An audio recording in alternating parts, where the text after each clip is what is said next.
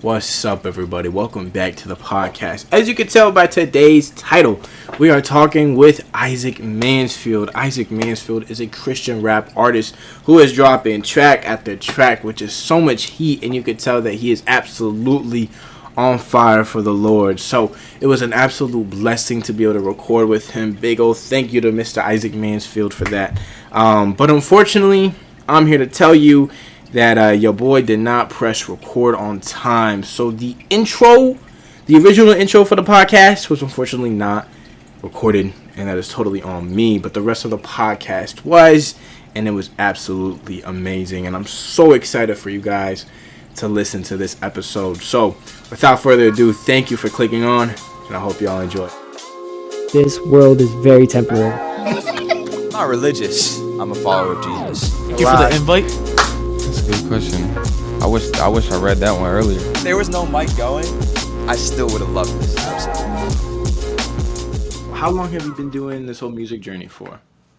I mean, I've been doing music like my entire life. Like I grew up around music. Like my family's like full of musicians. You know, guitarists, pianists, singers, like stuff like that. So, when I was very, very young, like I was like in the whole like music scene, like growing up in the studio, growing up, you know, around other rappers and music videos, stuff like that. So that was kind of like the lifestyle that I lived when I was younger. And then once I became Christian, which was around like 16-ish, around there, that's when I started doing music like for real, for like Christ. So, but like in general, like I've been doing music my entire life. You know, like my first ever performance was like 9 years old. And Wow. then like, yeah, it was crazy. It wasn't like nothing crazy, but it's just like, you know, that was my first ever performance. Like my first ever song recorded was like 8 years old. Like that's what, like that's how like my life was growing up. So like it was just a lot of that. So it's always been a part of like my core, you know, like my actual life. Like everything that's like I grew up doing was around music. So it's been a long time, bro, for sure. But I love And it. has it always been rapping, or was there like some singing involved at those younger years, or was it always just rapping? I mean, it was definitely always rapping, but I've done other stuff like, you know, like instrument wise, you know, like I grew up playing the drums too, and like I learned the guitar a little bit throughout college, so it's like stuff like that, like sprinkles here and there. But I'll say my second like main music thing was definitely drumming. Like I drummed for like a lot of my life, you know, like my middle school years, high school years. Like I just love the drums; they're very fun. So you said that your whole family is kind of like all musicians. Like, Yeah. are your parents musicians as well? So, not my mom, but my dad, he also used to rap. So that's like when I said I grew up in the studio, like I grew up going to the studio with him and stuff like that. So he used to rap. All my uncles, like they were like guitar, like my uncle was a guitarist. My other uncle knew how to play the piano. My other uncle sung. So it's like they all like knew, like grew up around music. And then even like my uncle on my mom's side, like he like was a producer, so he makes beats. Oh And then wow. like my other uncle, he used to work with like multiple record labels, and then like work with people that are like in the Christian space. Even like he used to work with like, you know, people like, I'm trying to think of like names, bro, like Social Club, Yeah, Sirs, like these yeah. old heads. Like he used to like know them and like work with them and stuff like that. So he was like he was big in like the music scene too. So like I said, it's just something like I saw growing up. Like even like my great grandma and like my grandparents, like they were all like singers in church and stuff like that. You know, I didn't grow up in church, but like because when it got to like my generation, they kind of like stopped going. But back then, like they like loved church and everything like that. So they were all like singers and choirs and like worship leaders and stuff like that. So like I said, a lot of my family just was like always loved music. So it kind of passed down to me. It's Yeah. awesome, bro. And then how did you know that like music was the thing for you? Like that like your family did it and that's one thing, but how did you know it was meant for you to continue to do as, you know? Yeah, I mean that it was a lot. It was a journey. It took me really giving it up, you know, and chasing like other callings and passions. Like I tried other stuff, and I just saw that God like continue to lead me back to it, you know, because like when I was Christian, like that's when I figured out I was called to music. So, I started like I was like serving really heavy in the church. This was like 2023, like the beginning of 2023, and I was already making music by then, but I kind of like gave it up. Like I quit. And I told God, like, I'm gonna give it up to you. Like, I don't think this is what I'm called to, so I'm just gonna give it up. And then I started tracing like to become a pastor. So I was like heavy in the church, like heavy in like leadership roles. Like I was like super involved, like in every meeting. Like I was at church like every day of the week, Monday, Tuesday, Wednesday. Like we were in meetings, you know, like doing outreach, stuff like that. You know, stuff I still do. Like I still like help, just not to that extent. But I was like super deep in it, and while I was in it, like God just continuously was pulling me back towards music over and over. As I was like trying to push it away, I was like, no, I'm not doing this. I'm not doing it. You know, I kept getting calls from people. I kept getting invited places. I kept like seeing God like elevated even more and more. And I just couldn't deny it. I was like, okay, God, like you're definitely calling me to this. Like, let me like, you know, actually like give myself to what you're calling me to. And that's kind of how I realized, you know, music was like my thing for sure. Yeah. And you said that there was a point in your life where you didn't have Christ. Yeah. So what was that journey like? Like, were you a Christian and then you stopped going to church and you know, went back, or how did that happen? So I was never really a Christian like growing up. I definitely like went to church for sure. Like I call it like a C and E Christian, like Christmas and Easter Christian. Like I've said that. Yeah. But like I was like one of those, you know, me and my family went to like church for like Christmas, Easter, hung out, you know, like if our family invited us, we'll go, but like we never really went as a core family and made it a priority. So yeah, like I just never had a care for it. You know, I was even atheist at one point, you know, like I just didn't believe in God, or I didn't care to believe in God. But that was only for like a good like couple of years, and then like I gave my life to Christ. So it was like from childhood to like probably like 14, 15. I was just like kind of living my own way, just doing whatever I wanted, doing whatever the world said, you know. And just not having a care, like not even having thought in the back of my head, you know. I've done a lot of like just sinful things that like to me just I didn't care about. It was fun, you know. Then when 15, 16 happened, that's when I started to see like the problems in my family, like my parental family. So like, you know, they were going through like divorce, and they were like splitting up, and they were arguing, fighting, and it just became like a whole like family ordeal, family issue. And then as that happened, you know, like as a kid, they push it on you. So they were like, oh, they were involving me in arguments, and I'm like 14, 15 around here, like, and they're involving me in arguments, and they're like acting from my point of view, and like kind of putting me in this role of like the person that like had to calm down my parents in a fight, you know, like, which is not right for a child, you know. So going through this in this season, you know, I started like struggling with like depression and like suicidal thoughts, you know, like suicide, all these different things. And like still like I didn't have like no Christian foundation, nothing like that. So like I was kind of just doing it on my own. And then after my parents like actually split, you know, they went through like a huge fight, you know, bunch of stuff that was just really traumatizing. And we ended up, me and my mom, my brother and sister ended up leaving the house, and we ended up moving, like house jumping. So like, cause we ended up getting kicked out of the house. So we were just house jumping, you know, like trying to figure out somewhere to stay. We ended up staying with our grandma down in Miami. So this is when I moved back to Miami. And you know, my grandma, she's a Christian. She loves Jesus. So she'll be like praying and all that type of stuff. She's a prayer warrior. So she was praying for my mom, praying for me, praying for my brother and sister, stuff like that, even praying for my dad, like everyone.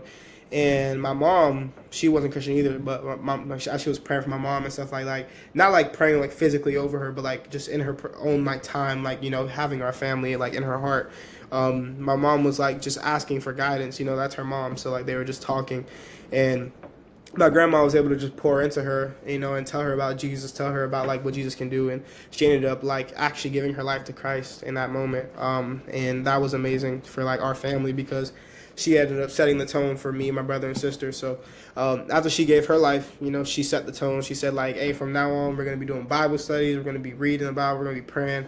And like as like a 16-year-old who just like went through like super traumatic event, you know, like, and has like anger in his heart, does not care. Like I said, I didn't care. Like I was just like, I'm not doing all this extra stuff, blah, blah, you know. So it took me a while. I was being really stubborn with it, but after a while of like just convincing and like her really just like pushing it and pouring into us, I was able to just really like soak it all in and be like, wow, like this is like something, you know, like this is like I can see how I was helping her, you know. So I was like, dang it, I want this help. So I would say around like 16 years old, we ended up finally finding a place. And this was kind of like, it was like small things that were just clicking, you know, because like I said, we were homeless, like we were like house jumping places. And, you know, like soon as my mom gave her life to Christ, like and like was praying more, doing all this stuff. Like we ended up finding an apartment and finding a place to stay. So that was a blessing. And then, and then while we're living there, I'm still like doing whatever, like living my life. But as we're living there was just these nights that were just kept happening where I was like suicidal thoughts, depression. Like I'm just like, I don't want to be here on earth. Like all these things I'm struggling with. And eventually, like one night, I was just like laying down in my bed, just like looking up, just bawling, crying. And I'm like, Lord, if you really are real, like, can you please like help me, like comfort me, do something. Like I just need you to like show me you're real. And then in that moment, like I just felt the presence of God for the first time, and I was just like, whoa, like I was so confused, like I didn't know what was going on. So that really like hit me, and that really like made it click, like, whoa, dang, like God is real, like this is like something that's real, So like from then on, from like 16 to like now, I've just been like growing in my relationship, growing in my faith, like learning what the Bible was, really diving deep, and just making it like the center of my life, and just learning who Jesus is and what he's really about. And that's basically the whole story. That's basically how Christ changed my life. So for sure, it's been good. It's beautiful, man. It's beautiful. That's a very beautiful testimony. I've gone through, similar things. My parents split at around like the same age, 14. So it's the same thing, like just so much anger in your heart because it's like they're trying to drag you into it, and you're trying to be, unbiased, but also trying to help them as well. And especially for a kid that age, like that's confusing, and that's real traumatizing, like what you said. And it plays a huge effect in your trust and then your commitment with other people. And it alters the way that you see marriage, and it alters the way that, you see your parents ultimately. And it's like what you said, like very, very traumatizing. So, just the fact that you were able to bounce back from that, and your mom was able to realize, like, yeah, no, this God thing is really real, and we got to get real with it. It's beautiful. So what was the hardest part of leaving behind your old life to follow Christ, right? Like, what was that thing that just kind of kept coming back that you were like, I'm still struggling with this, even though I have Jesus? Yeah. I mean, I would definitely say it was like probably sexual sin, like stuff like that, like porn, like just sexual immorality was probably one of the hardest things I had to get over.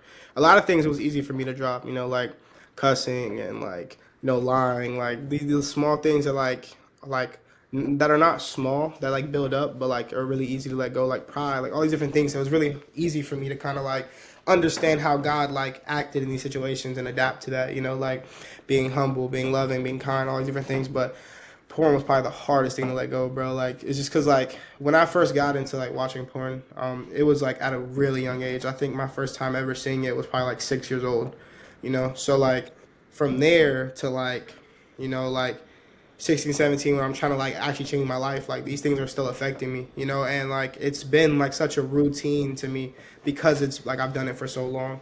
Like I've had to really like learn to like change my entire mindset on it and everything like that, So it took a lot, bro. Like, I've been porn free for like a year now. Praise God, it's amazing. Wow, that's awesome. It genuinely took a lot, like, and it took. Well, the turning point for me was when I saw that it wasn't just affecting me, but it was affecting like my life, like the people in my life, Because when I stopped for the first time, well, not for the first time, I stopped multiple times, but it just like kept coming back. But like when I officially stopped and I've never gone back to it was when I was engaged with my now wife, my then fiance, and like it happened, and I told her, and like her heart was just broken, like she just like she took off her ring, she walked away, like, and I was just like, dang, like. And in that moment, I realized, like, dang, like, this, like, one moment of pleasure, or this thing that, like, I'm struggling with, I noticed that, like, now it's not just on me, but it's, like, affecting her to this point, Like, what if I have kids? Like, it's going to affect them to that point. Like, I see that it affects my friends. I can't even talk to my friends the same, or, like, all these different things that, like, is going in my mind. And from that moment, like, I just, like, it really clicked to me how evil and how, like, dark this thing is, and how much it really ruins your mindset, and how much it really corrupts your life, and I didn't want that happening to my marriage. Like as we were in marriage counseling and everything like that, like I was seeking counsel, I was talking to my friends, my close friends, and like keeping accountability. Like even now, like I text my friend at like, all the time if something comes up, if I feel tempted or any type of thing like that, and he does the same to me, and like we keep this connection that way because accountability really like helps a lot. So like that's been like one of like the hardest battles I ever fought, just like in my Christian walk. But I mean, thankful that like God has helped me become like the one on top at the end, you know, and for the rest of my life, obviously. So it's been, like I said, it's been a battle, but it's something that God has definitely like changed my entire life on. And being free for this long, like it's just been like such a blessing, such an eye opener, you know, and it's really taught me that it's not needed, you know. It's something that I've only done because it's been a routine, you know, and that like living without it, like it's not needed, and that like it only can affect you in bad ways, bro. So like I really had to change my entire mindset on it, because like that was the main thing, was like starting off, because like obviously like when I first became Christian, like I've been trying different ways to stop, you know, like, and I'll go like months, you know, 6 months, 7 months, or like freaking 5 months, like, but then it just come back with like, and I always ask myself like, why, what's the reason behind it? And I just realized that like it was less of a pleasurable thing and more of like a times when I feel lonely, or times when I feel sad, or times when I feel like unworthy, like I run to that thing, you know. And I never thought about it like that until that moment where I was like, dang, like, what is the reason I continue to run to it? You know, like what is that core feeling that's happening? Because it's not just pleasure, because like, you know, it's not pleasurable every single time, but like thinking about it, like what is the core feeling that I feel when I run to this, like when I run to this outlet? And you know, doing a lot of study on it, just like how it affects men, how it affects women even, you know, and like talking to people, being open about it, like it's really like just completely helped me so much. So I would say that's probably the biggest thing I've ever like battled with when it comes to my Christian walk. But you know, thankful to God, I've come out on top. So that's amazing. Yeah, man, we appreciate you sharing. I mean, it's, of course, bro, of course. Bro, me and Issac, we have this accountability thing, because just being transparent about it, being open about it, talking about this stuff is so serious, especially in our generation, where this is the one thing that most young Christian men, like little boys, this is the one thing that we all struggle with, and people don't want to talk about it, you know? For and sure. Me and Issac, we've became so transparent with each other, and like accountability wise, that when we mess up, we tell each other, and like, bro, it's the most heartbreaking thing for both of us, but it helps us in the long run. And we have this men's group, and we talk about certain things the same way, and it's better for it to be out there, because it doesn't want to make you do it at all. And you were talking about your wife now, which is amazing, bro. Praise the Lord for your wife. Me and Issac are both engaged. Praise God, that's amazing, bro. Yes, dude, so we're looking forward to that. So we have this almost same walk as you. I don't want to compare, but we're in this type of same walk where we want to be right for our wives and we don't want to do wrong. So we keep each other accountable, because at the end of the day, the only thing that matters is our future kids and our wife. And we understand that. So I appreciate you for sharing, bro, because I don't think this gets talked about enough. And we made this podcast, I think, specifically for younger men, especially younger men that are Christians, because we know the struggle. It's usually not drugs or cussing, or it's not those certain things. It's more of the hidden sins, the sins that you can kind of hide, the sins that people don't see, and you could kind of just play a different role. You could play two roles. You could have your sinful role and your Christian role, and a lot of us Christian men, we separate that these days, and it's not healthy. Real. That's very real, bro. Very real. So you said that there was, you know, obviously a time, and it's very real, right? Like you tell yourself, okay, this is the last time, I'm not going to do it no more. And then you find yourself back in it again. So what was that turning point where it was actually the last time? Like what were the steps that you took to ensure that it was going to be the last time? Yeah, I mean, it came down to like me changing the way I see porn. Like, you know, and like, because I've done it for so long, since 6 years old, like I had to really, like, it took a lot to change my mind on like how I seen it, you know. And I started like, you know, reading about it and like reading stories about how it affects other people, and I'm saying like, dang, this junk is like evil, bro. And it really is like just treacherous, like it's made to harm, you know. And I started like discovering like, you know, like how like women are harmed in it, and like a lot of times women are forced to do it, like, and like it's just so crazy how like evil it is behind the scenes, that you see like the acting of it, but like behind the scenes how like just dark it is, you know. And after that, like I kind of it kind of just changed my mindset. And once I changed my mindset, like something that my pastor told me is like, you change your mindset and that will change your desires. And when you change your desires, it will change the way you move, you know? And I feel like once I changed my mindset on that, I started to like lose that desire for it, you know, like, and I started to run to God more in lonely times. And I started to run to people more, and I just became more open with it, you know. And I feel like once it was more out in the open, that I had more people praying about it, and I had more people having their hands in it.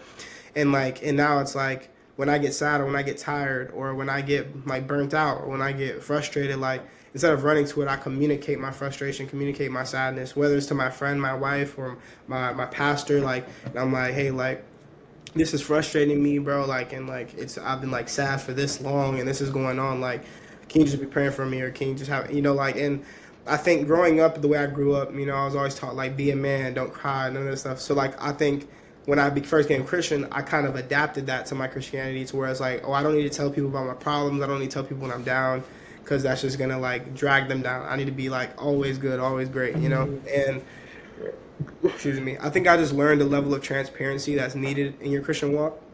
And I think when there's transparency, you have more people that are able to help you in your situation. So I think like the steps I took, like outside of that, you know, it was just, or outside of like the practical stuff, it was really just like being transparent, being open, and communicating about what I'm going through. You know, I think that helped a lot. But and then another thing, like practical wise, you know, I did a lot of practical stuff. Like I no longer slept like with my phone near me.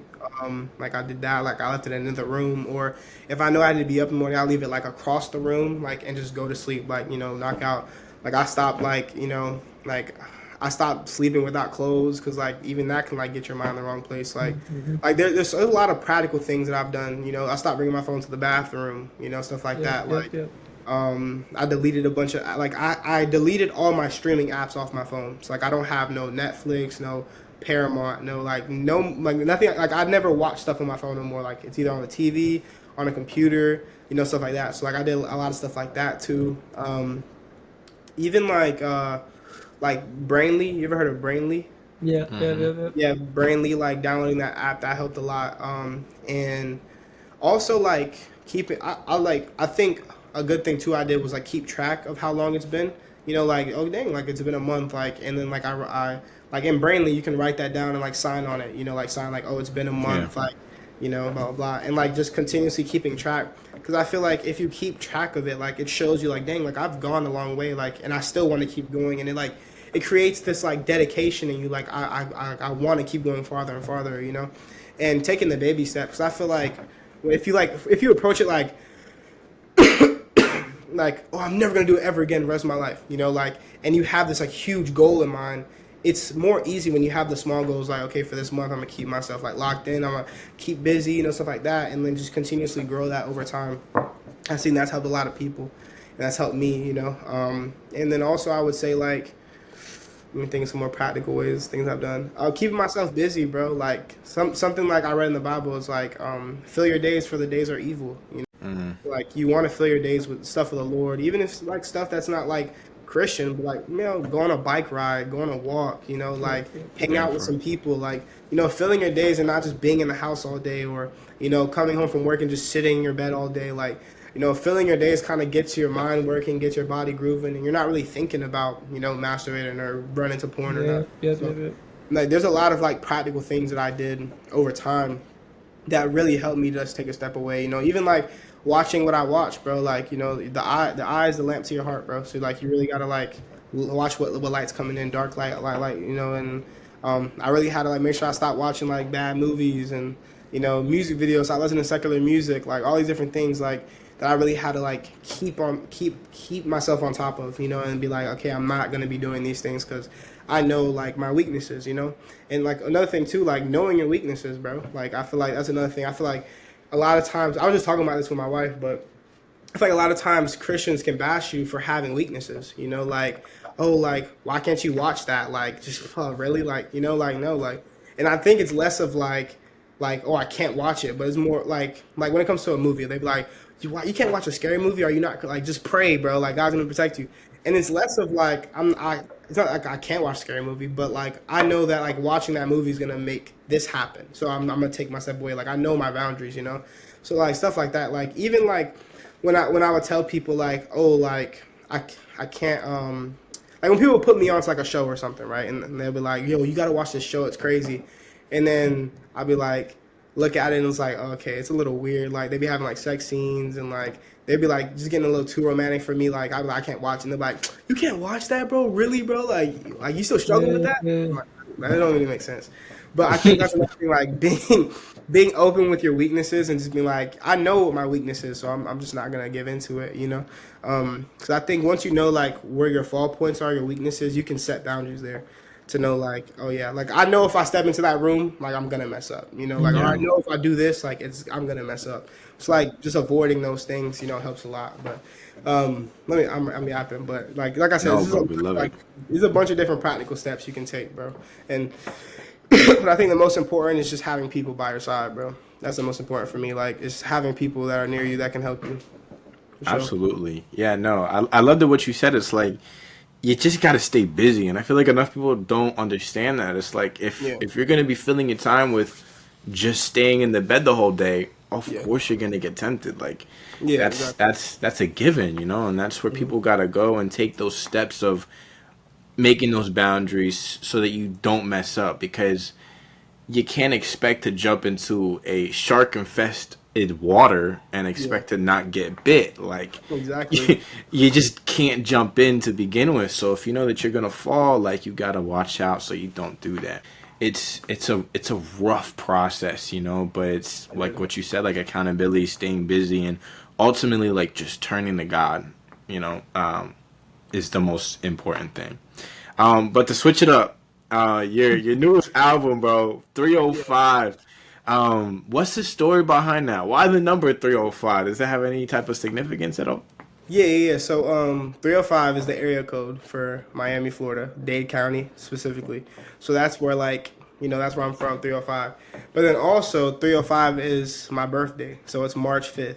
You know, so I just think like I think it's a crazy correlation that like the area that I was born in and my birthday are the exact same, you know, 305. That is cool. That's basically the correlation between them. And the reason I did it is because, you know, I wanted to make like a little summer vibe album, but also like have purpose behind it, you know, and just like put respect and put respect towards, you know, where I'm from and where I fell in love with music at. Because like growing up in Homestead, like, and growing up in Miami, Florida, like that's where I fell in love with music, you know, like that's where like I saw the culture of music the most, like, and that's where like I performed for the first time and all these different things like that's where like my origin and my love for music grown, you know. So I wanted to really pay respect to that and, you know, show love to like where I'm from and how important it is to me for sure. So that's the main reason. What's your like favorite song out of the album? Because bro, I'm telling you, I have that album on repeat, dude. It's on my car. I have it on repeat. I love that album. What's your favorite song? I want to say my favorite song, but that's hard. Let me look at the set list real quick. I'm thinking Miami. I like Miami. I just like the flow of Miami.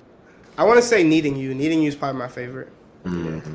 That's one of my favorites. It's like I think it's one of my most creative songs that I've made, and like it's just the process of making it was my favorite. So I really enjoy that song. I would say Needing You for sure. Okay, but I've been dying to ask you this question. The song "Stand on Faith." You have a bar in there that says, "I got my mind on my craft. I got Steve with me." Where's your inspiration? Do you play Minecraft, bro? But yeah, of course, bro. Hey, let's go. Minecraft. Let's go. Yeah, literally me. You know Venice, right? I don't know if you know Venice. Yeah. He's in the Christian artist. Literally, it was me and him. We were just playing Minecraft like a couple weeks ago. That's dope. You like creative or survival, bro? I mean, I'm more of a creative guy, but I can play survival. You know, it's just more of like I don't feel like having to go through all the like fighting and like surviving. I kind of just want to like have fun and create stuff. All right, bro. I respect it. But we just saw the movie like when it first dropped. That joke was so funny, bro. So funny. People were hating on it for no You know reason. what? I mean, it was funny, but mind you, it's a kid's game, so like they got to make a kid movie. Yeah, that's what I'm saying. People were like, "This is a trash movie." I'm like, I don't think it was trash, but I think for what it was really good, and I enjoyed watching it. You know. I'm a little bit of a sucker, bro. I bought a popcorn bucket. I mean, it was a waste of money, but hey, when can I buy another Minecraft bucket? You know what I mean? Exactly, So bro, you got to. it was anyway. I haven't done to ask that question. So you've been dropping all these singles like crazy, bro. Like you are on something. I can't lie. Like single after single after single. Are you gonna make another album with that? So yeah, I actually have another album coming August 1st. Actually, it's called From the Dust. So yeah, Are you dropping 2 albums in 1 year? Yeah, bro, I've already dropped the album this year. I know. So you're gonna do 2 albums in 1 year? Yeah, no, I think this will be 3 albums this year. Yeah, it's gonna be crazy. This year is gonna. That's crazy. I thought it was only 1. What's I didn't the single that just came out? Rolls on Dice, or what's that one? It's Rolls on Dice. Yeah, Roll the Dice. Yeah. Yeah, I like that one. That was tough. Oh, I like that one too. Thank you. Yeah, nah, it's so like basically this next album coming out is called From the Dust, and it's basically like just me like reestablishing that whole brand of From the Dust. Like this is something that I really like is important to me. I threw a show in Atlanta. It was called From the Dust Show, and it's really just about like creativity, you know, and pushing creativity and how like God created us to create. It's like, you know, the whole verse, you know, God formed us from the dust and like breathed life into our lungs, you know, we became a living being. And I kind of just adapted that to like the practical days of our lives and like how like we can create stuff too, like and breathe life into it through Jesus, you know, and like our ideas and our businesses and our music, our, you know, podcasts, all these different things like can come to life with the breath of God, you know, and from us being willing to create these different things. So like I was really like I really just felt led to like make this album and push this whole idea of like From the Dust and like creation and the creation story. I just think it's beautiful. So yeah, that's about to drop soon. And that'll be the 3rd album this year. So, but that's gonna be my last album for this year. That's too much album. That's dude. That's some different dedication. I mean, honestly, like there's not a lot of people dropping 3 albums in 1 year. That's awesome. So with that, like, what's your writing process like? Like, do you start with scripture, a beat, or just kind of like your own personal experience? Like, how does that whole process get started for you? So, really, I would say, like, out of those 3 options, I would say the personal experience part. You know, like, I really don't like, you know, I think it's like I think it's a belief that a lot of black people, like, they read the word and like, oh, like, Lord, give me something to write about. Like, I've never been like that. You know, I kind of just wrote music based off, like, what God has been showing me throughout my life. For this recent album, a lot of them songs that I made were, are, like, talking about kind of what I've been going through recently. So, like, even, like, to think back to an example, if you know, like, the song Good to Me, that song was made, like, in a season where I was, like, I did not feel like God was being good to me, you know? And I made it kind of as a testimony to, like, what I was going through that season. And if you hear a lot of the lyrics in it, it's me saying like I know that like I'm going through this right now, but you're still good to me regardless, you know. And in that season, like I was like I just then like recently got engaged, and I lost my job like right after that. So like I lost my job after getting engaged, and I wasn't full time in music yet, so I was like struggling. Like I was like, oh my gosh, what's gonna happen? Like, you know, we have a wedding coming up, we have to get a place soon, and like my mind was just like everywhere. I was struggling, bro. And then like in that season, like I made that song as like, Lord, like I know like my head's everywhere right now, you know, like I'm struggling with like money and I don't know what I'm gonna do, but like I know you're still good to me. I know you're gonna come through. And that's basically how that song was born. You know, even with like New Things, it's my most popular song. Like I made that song based off a verse that my mom used to tell me when she first became Christian. And it was like some verse in Isaiah, and it was like, behold that God is doing a new thing, you know. And like she would say that all the time. It's like her life verse. She loves it.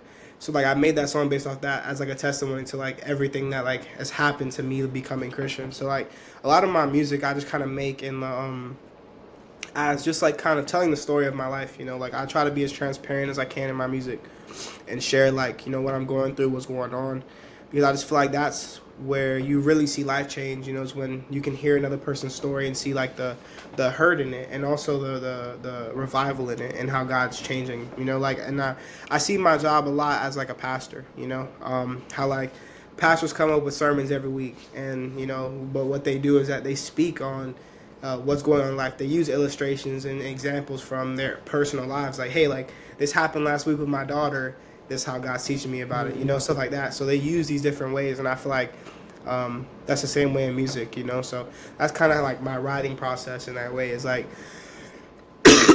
really speaking about my life and speaking about how like God is changing it in the moment, you know. Absolutely, bro.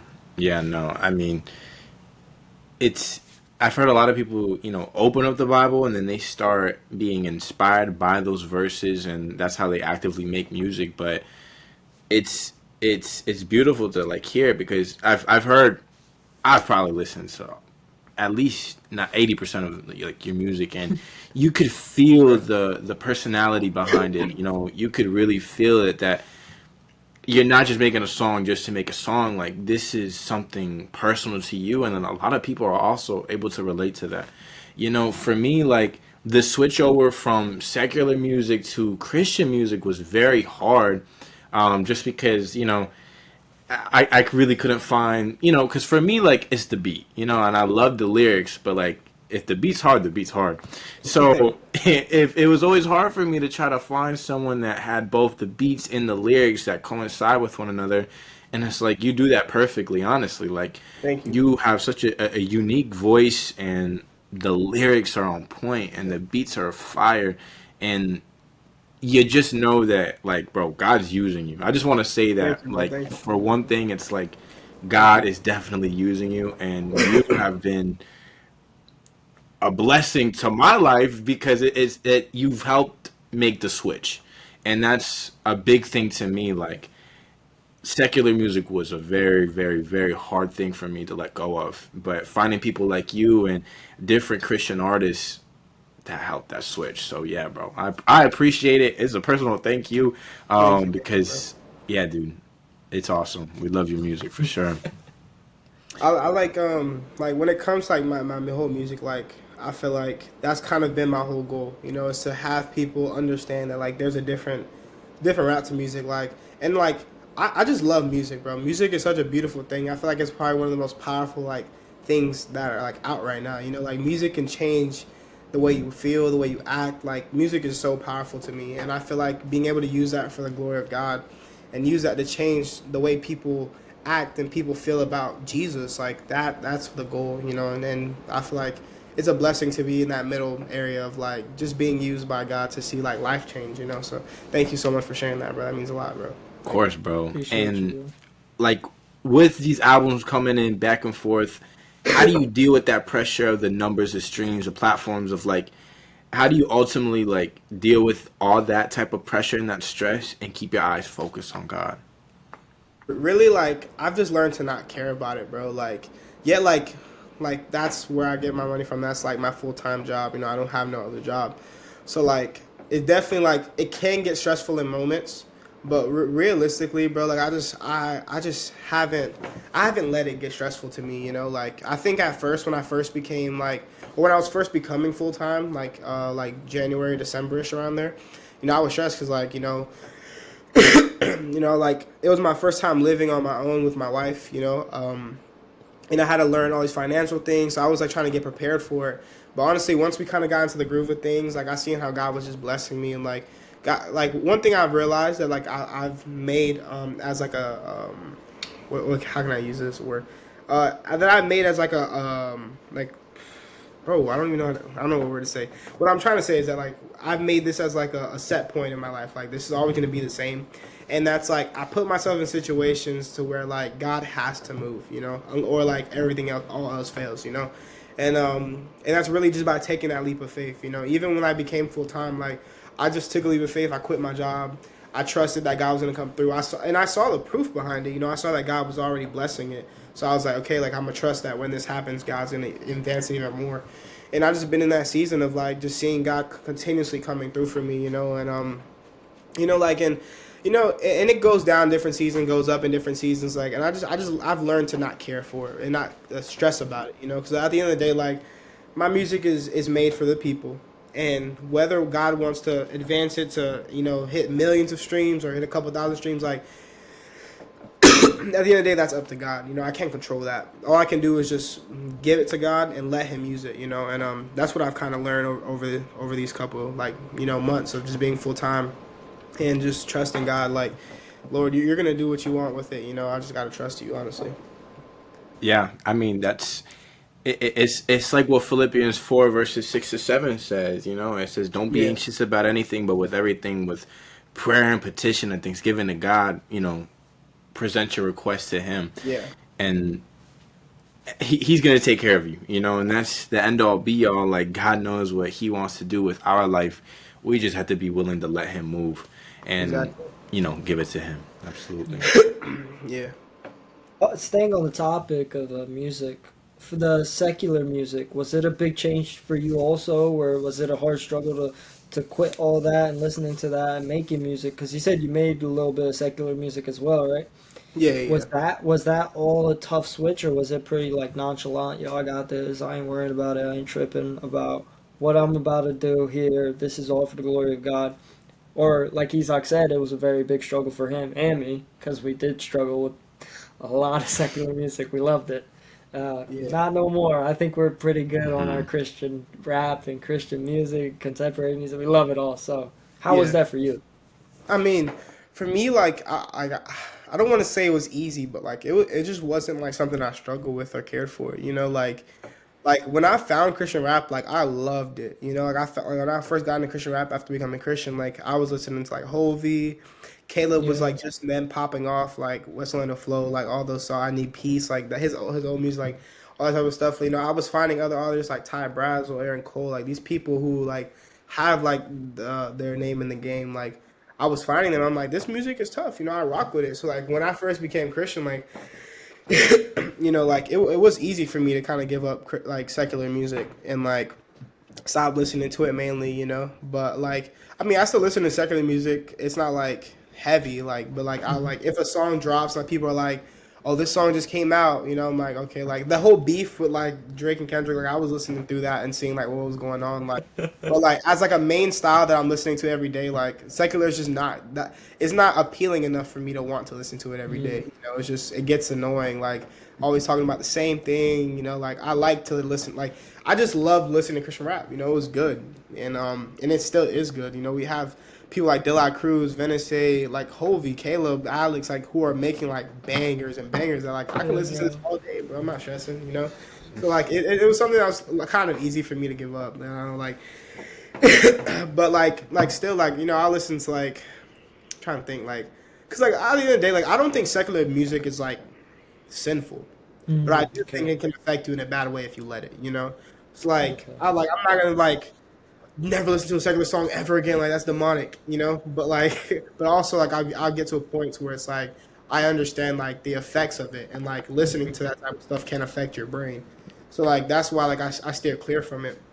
But like there's definitely times I listen to like a Michael Jackson song, because I love Michael Jackson. Michael Jackson's always been like one of my favorite artists from like back then, bro. He's just him, bro. Or like I listen to like a TikTok song, like so like I think like for me, like I've just learned to make peace with secular music to where it's like obviously I don't listen to it all the time, like it's not something I like to listen to, like, but like like there's still like I'm listening to Disney songs, bro. Like Disney soundtracks be crazy, bro. They don't be hard. That's all secular music, Yeah, it is. But like when it comes to like music like killing people and like sex with people, like that's just like, okay, I'm not doing that. That's too much. Too much. So like y'all doing too much now, So but yeah, like it wasn't hard for me. And I think still like for other people, like it just comes down to the personal conviction and understanding like what's your breaking point and what's not. Like what's your weakness and what's not your weakness, And like I understood that like like it really like it just there's really like levels to it, like, and like secular music, it's secular music obviously, but like there's like Disney Channel songs like I'll listen to like on repeat, bro. Like that On My Own by like Ross Lynch from Team Beach, That song is a banger, bro. Like I just It's true. That's true. But like, but also I know like I'm not gonna be listening to no 21 Savage or like Future because they like all they talk about is like killing, having sex, drugs. Like that's just like it's pointless to me. You know, it doesn't even. It's not even appealing. You know, to that point. So like, I think like I said like. It wasn't hard for me. It was an easy switch, but like I still like have respect for like secular artists, like people who make great music. You know, like I'm not like I'm not the type to like just bash secular artists. Like they're all evil, they're all bad. Like there are people out there that are really gifted at what they do, and I wish and I pray that one day they can do it for Christ. You know, because that would be even better. Yep.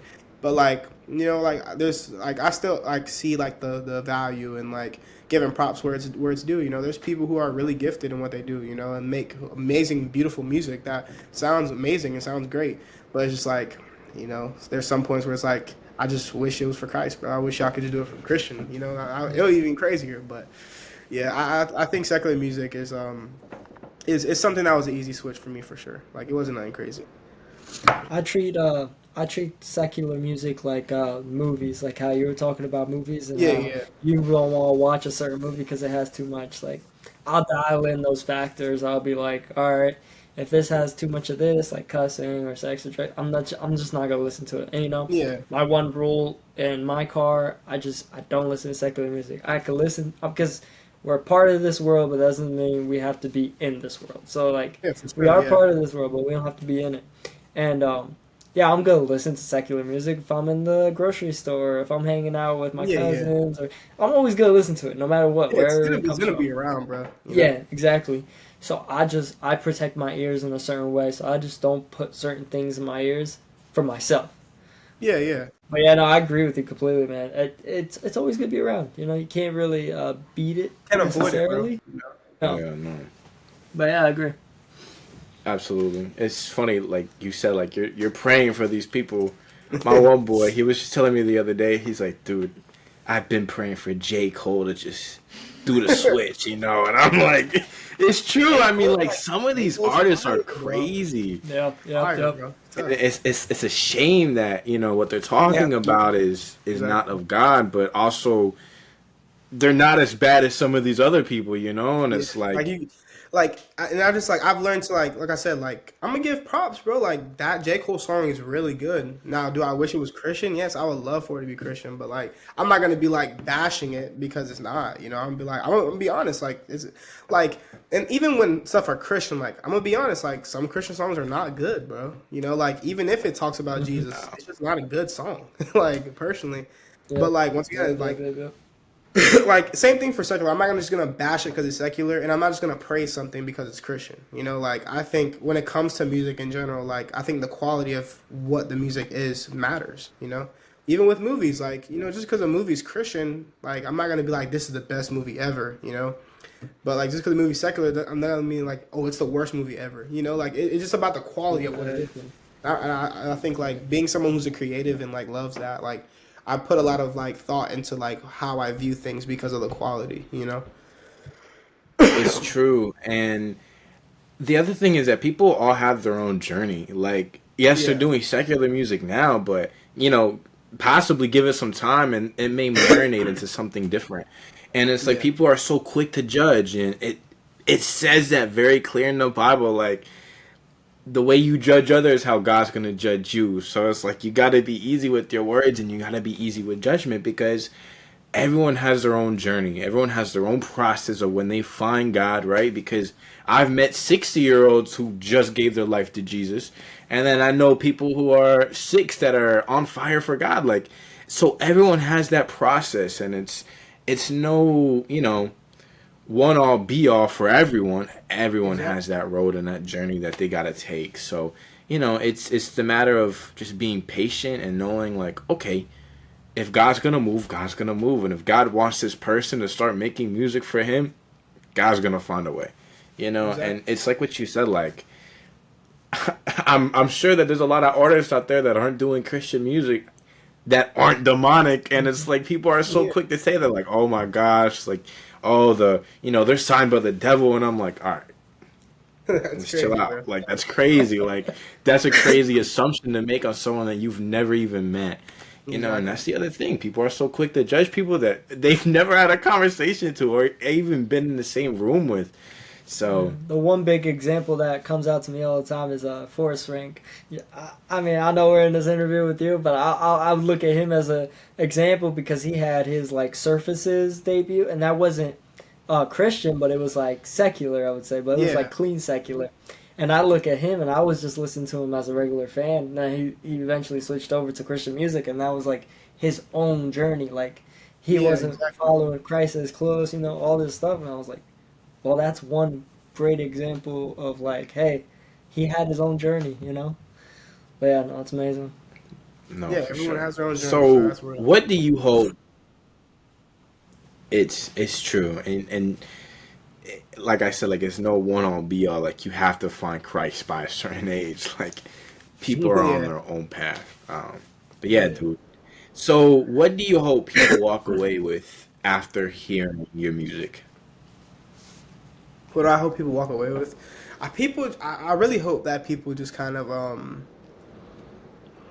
I really hope people can just learn to appreciate what transparency like really does for people. You know, like, and I think like something that I really love and like I've seen a couple other Christian artists do is that they really speak about what they go through, you know, and it's never just like, oh, jolly and like good vibes all the time, you know, like, but there's definitely some times where life is hard, life is difficult.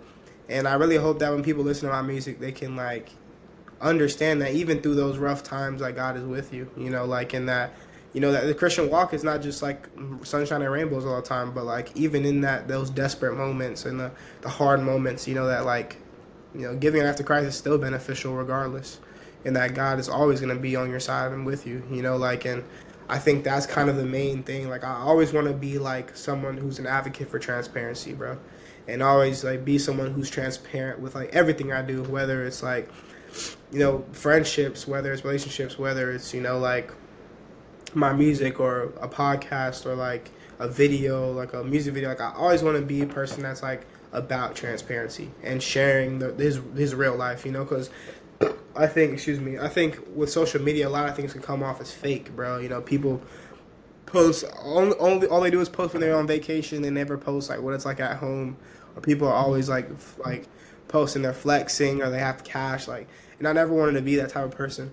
I always wanted to be someone who's like, you know, shares his real life and shares what life is like as a Christian, you know. So that's what I really hope people get is just what real life Christianity is like, you know, what living Christ like is like, and just what it really takes and what it's really like doing that, you know, for sure. Yeah. So what is your current what's your current take on the Christian music field right now? Like, is it missing anything? And if it is, like, what do you think is missing, or what's working? What's actually bringing people to Christ? Interesting. Yeah, I think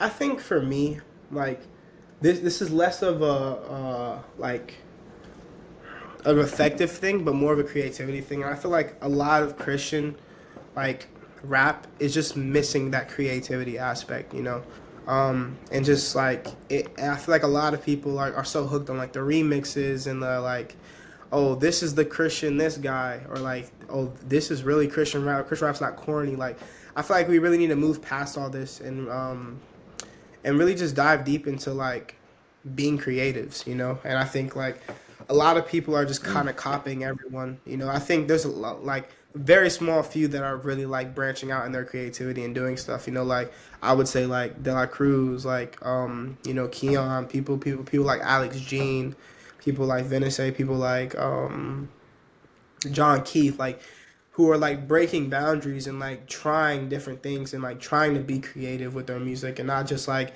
making a remix or, you know, staying with the same flow that everyone else does, or like, you know, stuff like that. So I feel like not spamming like P31 or Jezebel, like, that joke's so annoying, like stuff like that. Like I really hope to see like the Christian space like kind of push creativity more, you know. That's like my whole thing. Like I really want to see us as a Christian space just be more creative with our music, you know. I want to see like more indie rock. I want to see like more like rock music. I want to see more like R&B. Like I want to see these spaces just grow, you know. Like not everyone has to be a Christian rapper, not everyone has to like, do it. But I feel like because people seeing that like the remixes like will like get you famous, the remixes can like blow up your account, like or like that like people have seen other people make it in the Christian space and like just copy them exactly. Like, oh, I gotta do this the same exact way, And I just feel like that's kind of where we fall short. And then even like copying like the world, like trying to like keep up with them. Like realistically, like we'll probably never be able to keep up with the world, when it comes to like their influence and what they have, like because of just how established they already are. But like I still feel like just like I feel like we strive way too much to be like them, like with like copying them and like saying that we're the Christian versions of them. Like that's just so cringe to me. Like I can't get behind it. Like I never like appreciated it. But I think what we are doing good at is growing. I feel like we're really growing as a space, and like people are starting to give us more recognition where it comes to like, we're at Rolling Loud now, and we're in these spaces to where we can bring more impact and bring Jesus more to these places, and like more people are going full time in the Christian space and are able to like, really make a name for themselves and grow. So I feel like that's what's really changing about the space. The space is just growing. The space is getting more people, getting more fans and more engagement. So I feel like that's a really good thing for sure. Yeah, dude. I mean, it's like what you said. Like, people are so obsessed with the copy and paste. Follow the trends, follow what's working right now, and then if they actually do gain some momentum, they realize that they can't keep it up forever because they're just doing what the next person was doing, and it's true. Like you should be creative. Like God gave you a brain and your own thought process for a reason. Like you should be using that to the best of your ability, and you should be making music that's authentic to you, and that's genuine to you, and not just what other people are doing. It's true, and I love it. For me, like Andy Mineo has been that person for me that's like, I felt like he's genuinely like untapped. Like creativity's crazy, and he just posted a song, which is wild because he hasn't posted in years. He's independent. But it's true, dude. Crazy. He's independent, you said? Yeah, he's independent now. Yeah, he just left Reach Records.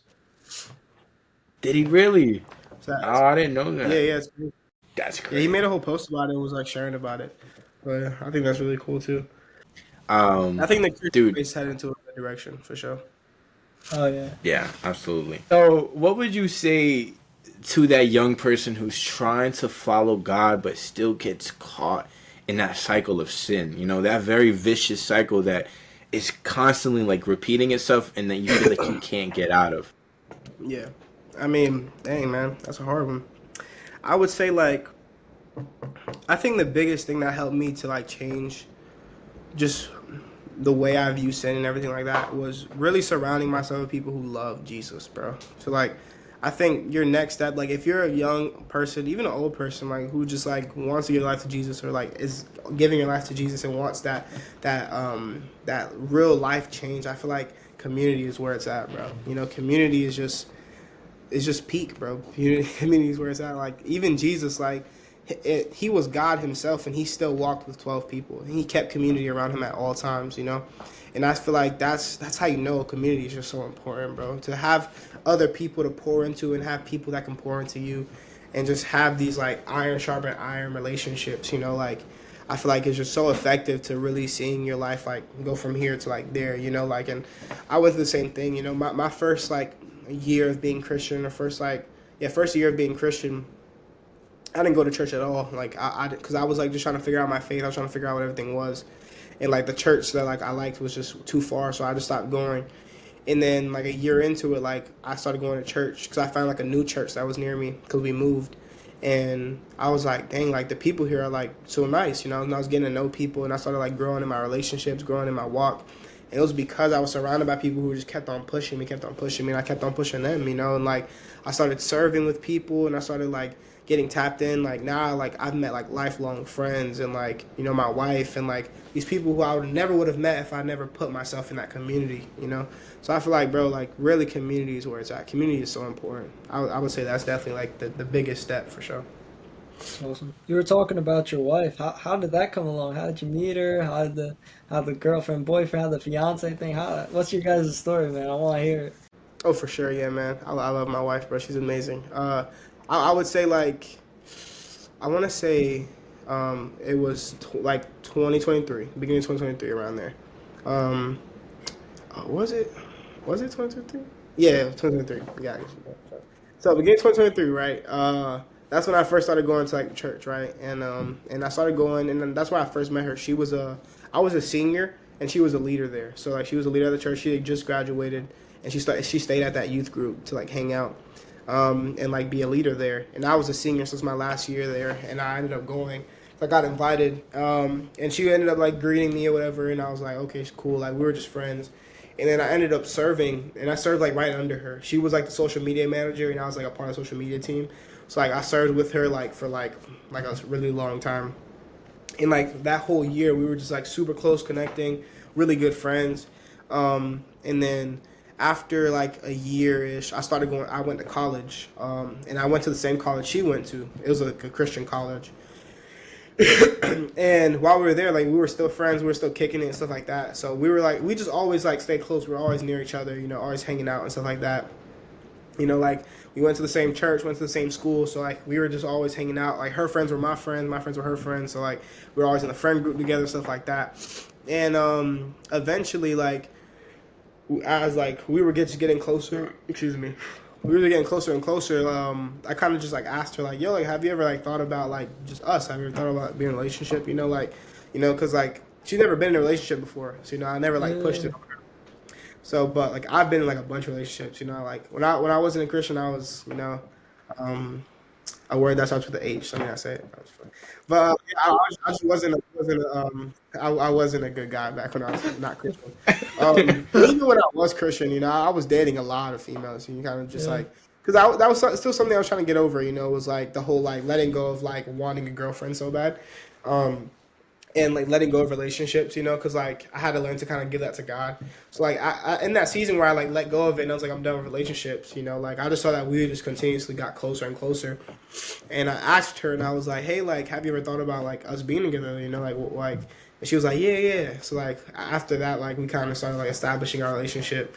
And just, like, talking, we were just, like, like, let me know, like, what's your, like, your plan? Like, how do you see the future? How do you see all these different things, And, as we saw that, like, God was just really favoring our relationship, like, and so I was just, like, I asked her to be my girlfriend. We dated for, like, a year.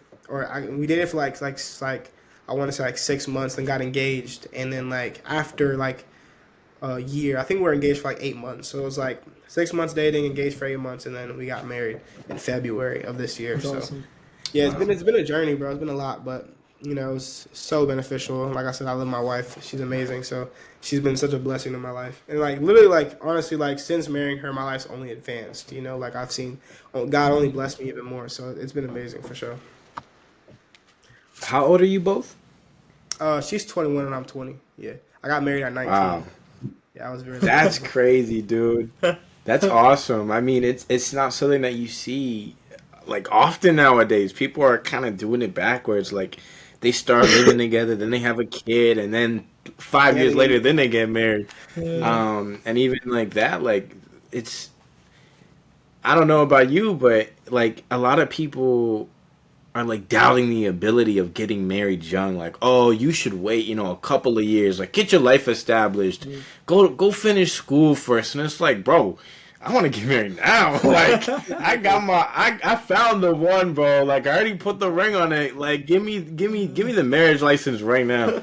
And it's like people look down because it's like, oh, you're young. Oh, you're 21 or you're 22 or you're 20. Like, it's for no reason, even though, Mary was like, 14 when she got pregnant with Jesus? Like, come on. Like, let's talk about it, and it's like, people, yeah, no. That's beautiful, dude. That's awesome. Yeah, bro, I heard that so much, bro, like, during, like, that's all I heard was, like, really? Like, you're engaged? Like, really? Like, you're young?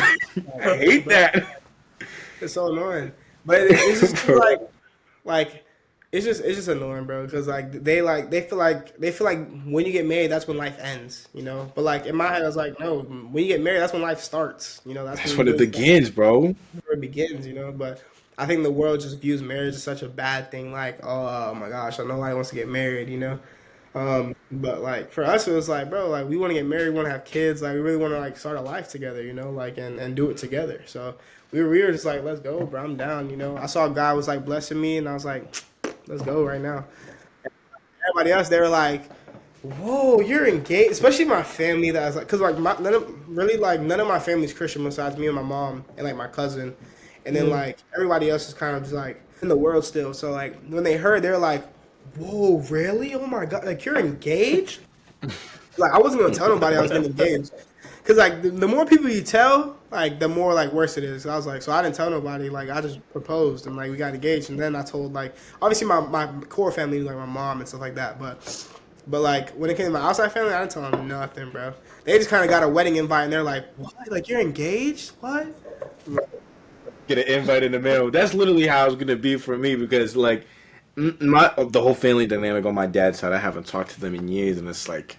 Yeah, they're just gonna receive an invite in the mail and then be like, "What the? That's facts, what the heck?" Bro. That's so facts, bro. Cause like I'm Hispanic and black, so like you already know how that is. They like love talking, love gossip, love yapping, bro. So I was like, I don't tell them nothing. I was like, you just gonna find out, bro. You said you're Hispanic? Yeah. Are you Puerto Rican? I'm Dominican? Yeah. Okay. We're both Puerto Rican. I don't look it, bro.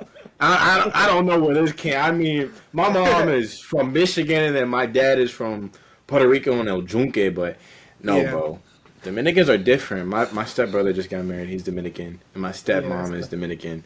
Y'all make some banging food. I can't lie. No, fact, bro. I love my grandma food, bro. It's so fire. Yeah. No, for I just wish I knew Spanish, bro. Like Spanish was actually my first language. Spanish was my first language. Yeah. But since but once I moved, because I used to live with my grandparents, you know, like, and, you know, they spoke Spanish. So that's where I first started speaking. But then when I went to, like, grade school, and I, like, grew up, and we ended up moving out of Miami, like, I, like, lost it, bro. Like, I just never spoke it again. It's like, I know, like, small stuff, you know. I can hold a conversation with, like, my grandma, but, like, that's pretty much it. Like, I can't really, like, do nothing else. So I've been trying to learn it, but it's just, like, such a dedication. I've just been lazy. I haven't been, like, really, like, for real. It's a struggle, bro, because I was fluent up until like 4 and 5, and then my mom was getting upset because she couldn't understand me. Yeah. She was like, "We gotta cut off the Spanish," and I'm like, "Why didn't y'all just duel it? Like, why couldn't my dad just speak to me in Spanish and then my mom?" Anyways, but yeah, no, it's a struggle, bro. And then you try to download Duolingo, and then you only got 3 lives on there. And it's like, at this point, like, I don't feel like learning it no more, man. Exactly, bro. They be like, oh my gosh. They make Duolingo so annoying, bro. It's like I'm covered by the grace of God. I make mistakes, but I come on here and you only give me 3 chances? Like, exactly, what are we talking about? Take me out, bro. It's crazy. Talking about Spanish, have you ever thought about making a song with, like, a singer? I've actually made a Spanish song. It's called Hermanos, and it's with like one of my friends, Giovanni. He's like got that, bro. R&B, like no, it's already dropped. It's out. Oh, like, it's already out. But it's just like it didn't really get a lot of attention because it was so different from what's my normal music I make, you know. But yeah, it's out. Like people have like responded to it and saw it. They're like, oh, this is crazy, like something Spanish, you know. Like I've definitely like done that before. Like, and once again, like I'm not like super bad at Spanish. Like I can like understand it really well. Yeah. Like, and I can like speak a few words, but it's just more of like when it gets to like, cause you know Dominicans speak quick and with a lot of slurs. Dominican language is so different from like other people's Spanish because they speak with such slang, you know, that like you really have to like know what they're saying, bro. You know, so it's a lot, bro. But you know, I love it. I really want to get into it because like it really like. And like I can't talk with my grandparents as much, you know, because that language gap. So I'm really trying to learn it, like, but it's more of a dedication. I just gotta be dedicated, you know, really do it. Sure, you just gotta be disciplined to it and say, hey, I'm gonna learn it. And I'm in the same boat. It's like my abuelo, like he's getting up there in age, and I want to be able to just speak to him and have a conversation with him, you know, before anything happens. And Yeah, man, it's hard, especially when you got your own life going on and you're busy and you're married and like you're trying to balance all these things. Yeah, for sure. It's a struggle. Nah, so, jumping back to your music, bro, like where do you see your ministry in music in the next like 5 to 10 years? Obviously, God can change things and He could do whatever He wants, but like, what's your vision? With that for the next 5 to 10 years? Yeah, I would say like 5 to 10. I want to say like I really want to get to a spot to where like I don't have to travel no more. I don't have to do shows like where like my music is kind of just like up there enough to where like it's providing for my family and I can just really spend time with like my kids and like my wife. Like at the end of the day, that's kind of my goal in life, bro. Is to just be like a dad that's like always around. Because like for me, like my dad's no longer around, so like because after the divorce and everything, like I stayed with my mom. My dad kind of just did, like not disappeared, but he just wasn't around as much. And like now we like our connection's kind of like severed, and I really don't want my kids to like ever feel like I don't love them or don't want to be around and stuff like that. Especially like because with music, like it's a lot, bro. Especially like when you're traveling, doing shows, like you're always out, and like I kind of wanted to be with my kids, kind of like grow up with them and teach them stuff and like walk with them, their life and see everything. I don't want to miss nothing. So really like I want to say like when I get to like that 5-10 years, I really wanted to be in a spot to where I can kind of just like just kind of live out the fruits of my labor, and work all right now, and then like get to that point to where like when we start having kids, like I can kind of just like spend time, be around. Like I don't have to worry about like having to like go on tour and do shows. Like I'll kind of do all that stuff now, so that like when I get to then, it's like more of like just peaceful. More like just riding out with my family and letting the music stack up. Stuff like that for sure. That's kind of the dream for me, bro. But at the end of the day, it's whatever God wants. Let His will be done. So absolutely, bro. If you could collab with like any Christian artist or any non-Christian artist, who would that be?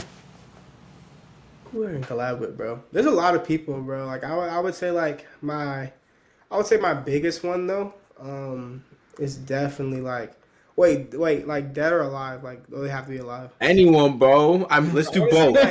Let's do both. For non-secular, like or for secular, I would definitely Michael Jackson, bro. If I could have made a song with Michael Jackson, bro, like have him on a hook or something. Oh my gosh. Yo, Pete, you can still do that, man. I mean, that feature's expensive, though. Can't lie. Yeah, facts. I might have to do AI or something. No, I'm just playing. But yeah, that would be crazy. But let's ask for that, bro. That's the wild part. For Christian, like I think a big person I would love to work with is Hovey, bro. I think Hovey has such a heart for the Lord.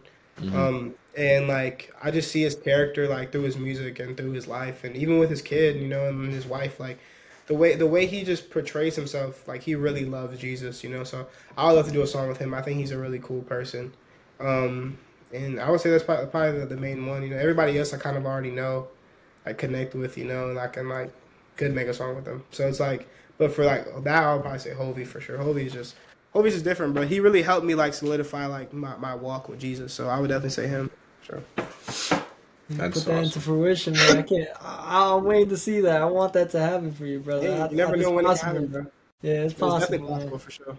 You're up there. I mean, I look at your name and I put it to the Caleb Gordons, the Hovies. So you're up there for me, man. I mean, you're gonna get there, definitely. Yeah, bro. So you've been making music, bro, for a long time. Yeah. If you could tell yourself one thing before you dropped your first song, what would that have been? Hey, if I tell myself one thing, bro, it's like I would just say like continue being consistent, bro, and like I would tell myself like learn everything you can, bro. Like continue to learn, continue to like learn how to make beats, learn how to make graphics, like just learn everything you can. Like always be observant, always be and don't ever let it get to your head. I feel like that's the thing that I would tell myself, bro, because I feel like that's just so important, is to learn everything, bro. Always ask questions, always be willing to be the one who doesn't know, because I feel like the least you know, the more you learn, so mm-hmm. I would say like definitely like just always have an open ear and just always be seeking to learn more, and then just never forget about Jesus, bro. Jesus is the most important thing at the end of the day. and just have faith, bro. I feel like a lot of it is just faith, you know. Like a lot of where I'm at right now is just me believing that I could get here, and trusting that God's gonna bring me here, and I'm thankful that I am where I'm at right now, and I know God's gonna elevate me even more. It just comes with time and trust, you know. So yeah, those are definitely the things I would say to myself, especially right before I drop my first song, for sure. That's awesome, bro. That's awesome. I love it. Last question, bro. Again, we're so thankful for the time that you've given. To be here, man.